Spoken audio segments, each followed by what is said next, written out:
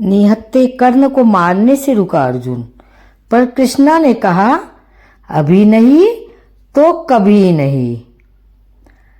आइए सुनते हैं। प्रहार कीजिए अंगराज, मैं निशस्त्र पर प्रहार नहीं करता सत्यसेन, इससे योद्धा की कायरता सिद्ध होती है। परंतु माधव वो निहत्था है। नहीं पार्थ, अंगराज अभी आक्रमण कर रहे हैं, अपनी दृष्टि से अनेकों बाण बरसा रहे हैं। यदि अंगराजों के हाथ में विजय धनुष आ गया तो तुम कुछ भी नहीं कर पाओगे पाक। अंगराज को परास्त करना संभव हो जाएगा। प्रहार करो पार्थ, प्रहार करो, अपने मार्गदर्शक की आज्ञा का पालन करो पार्थ। अभिमन्यु की पीड़ा को स्मरण करो, प्रहार करो, प्रहार करो। धर्मो देव हतो हति, धर्मो रक्षति रक्षिका, तस्मात् धर्मो न अंते। ये क्या है माधव? मानो धर्मे दो अंत। अधर्म की नींव को गिराने के लिए भवन के सुंदर कंगूर का अंत करना पड़ता है। धर्म रक्षित धर्म ना, मानो धर्मो प्रहार करो पाहम। प्रहार करो पार्थ, न धूम न तेरे, न धूम न धूम न तेरे, न धूम धूम न तेरे न। अरे रे माँ, समय व्यर्थ मत करो पार्थ, प्रहार करो आओ। नहीं अर्जुन रुक जाओ। तो क्या ये आपका न्याय है? क्या इसलिए आप मुझे मूर्ख पंख हो जाने के लिए कह रहे थे? उत्तर दीजिए, उत्तर दीजिए, उत्तर दीजिए, उत्तर दीजिए, उत्तर दीजिए माधव। उत्तर बहुत लंबा है कर्ण, और समय बहुत कम, परंतु अपने मित्र के प्रश्नों का उत्तर मैं अवश्य दूंगा। यदा यदा धर्मस्य क्लाने भवति भारत, अभ्यत्राणम मदस्य सदाम सजाम।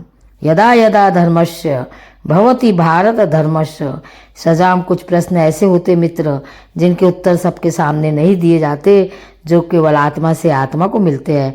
अब समय थम गया है, पूछो क्या प्रश्न है तुम्हारे मन में?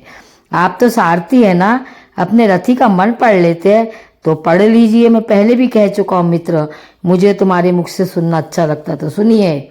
बताइए बताइए माधव, ऐसा क्यों होता है कि जो परिवर्तन की चाह रखता है उसे समाज का क्रोध क्यों सहन करना पड़ता है? समय तो स्वयं बदलता है ना, तो वो परिवर्तन का विरोध क्यों करता है? परिवर्तित होना समय की प्रकृति है मित्र, और परिवर्तन का विरोध करना अधिकतर लोगों की प्रकृति। परिवर्तन के कारण मनुष्य को अस्थिर होना पड़ता है, और यही अस्थिरता मनुष्य को पीड़ा देती है मित्र। इसी कारण समाज परिवर्तन के विरुद्ध खड़ा होता है, परिवर्तन करने वालों को पीड़ा देता है ताकि वो परिवर्तन के मार्ग से हट जाए।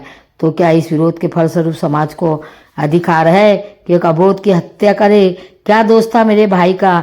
यही कि उसने वेद पाठ किया, उसके लिए उसके मुख में पिघला स्वर्ण भर दिया गया। क्या कोई विद्या सीखना दोष है माधव? आप ही कहते हैं कि सबकी आत्मा एक है। यदि ऐसा है माता, तो शरीर को जाति के बंदरों में क्यों बांधा जाता है? क्यों गुरु द्रोण ने मुझे जाति के नाम पर भिक्षा नहीं दी? मैं केवल और केवल राजकुमारों को ही शिक्षा देता हूँ। विश्व के इतने घातक अस्त्र होने के पश्चात भी रंगभूमि में क्यों मुझे प्रदर्शन करने से रोका गया? तुम्हें द्वंद्व की अनुमति कदापि नहीं मिल सकती। अर्जुन गुरुवंशी है, अर्जुन क्षत्रिय है, अर्जुन राजकुमार है, और तुम केवल एक सूत पुत्र हो। सूत पुत्र? वो हर बार मेरे कौशल को सूत पुत्र कहकर दबा दिया जाता है। तो ठहरो, मैं एक सूत पुत्र से विवाह नहीं करूंगी। बताइए माधव, क्यों होता है मेरे साथ ऐसा? क्योंकि तुम विशेष थे कर्ण, क्योंकि भाग्य ने तुम्हें परिवर्तन के युद्ध का योद्धा चुना। और जो विशेष होते हैं उनकी परीक्षाएं भी विशेष होती है। जो अग्नि बुझाने का प्रयत्न करते हैं उनके हाथ भी जलते हैं। तपाया स्वर्ण को जाता है ताकि वह कुंदन बन सके, ना कि ताम्र या लोह को लक्षणम। मेरी दृष्टि से देखो मित्र, आज तुमसे बड़ा पराक्रमी, तुमसे बड़ा सूरवीर और कोई नहीं। मेरी दृष्टि में अर्जुन भी नहीं। मित्र समस्त संसार को आलोकित करेंगे, संसार को आशा देगी, परंतु मेरे जीवन में आशा की किरण आप थे माधव। आप मेरी प्रेरणा थे। फिर क्यों अन्याय किया मैं आपने मेरे साथ? आप तो जानते थे ना कि मैं सूत पुत्र नहीं हूँ। फिर क्यों सदा मेरे अर्जुन के द्वंद्व को रोका आपने? और आज भी युद्ध भूमि से दूर होती मुझे आप यहाँ ले आए। धर्म के रथ पर बैठकर आपने अधर्म का बाण चलाया। क्यों माधव? धर्मो न हम क्यों? यदि आपको मेरे प्राण चाहिए थे तो सीधे कह देते माधव, मैं प्रसन्नता से अपना शीश काटकर थाली में आपको भेंट कर देता। क्यों ये छल किया आपने? जब मैं रथविहीन था तो क्यों मुझ पर प्रहार करवाया? क्या ये धर्म स्थापना है? क्या ये आपके अवतार का उद्देश्य है? बोलिए माधव, आप उत्तर क्यों नहीं दे रहे हैं? अर्जुन से पूरे में आपका रथी था, पर आप मेरे सारथी थे, और आप ही कहते ना कि सारथी रथी का मन पढ़ लेता है। तो आज क्या हुआ आपको? मेरे प्रश्न पता है, फिर इसके उत्तर क्यों नहीं दे रहे आप? बोलिए, सारथी और रथी भिन्न कहाँ होते राधे? वो दोनों तो एक ही अंग होते हैं। जब एक सारथी अपने रथी के मन में उठने वाले प्रश्नों को समझ जाता है, तो क्या रथी को अपने प्रश्नों का उत्तर अभी तक नहीं मिला?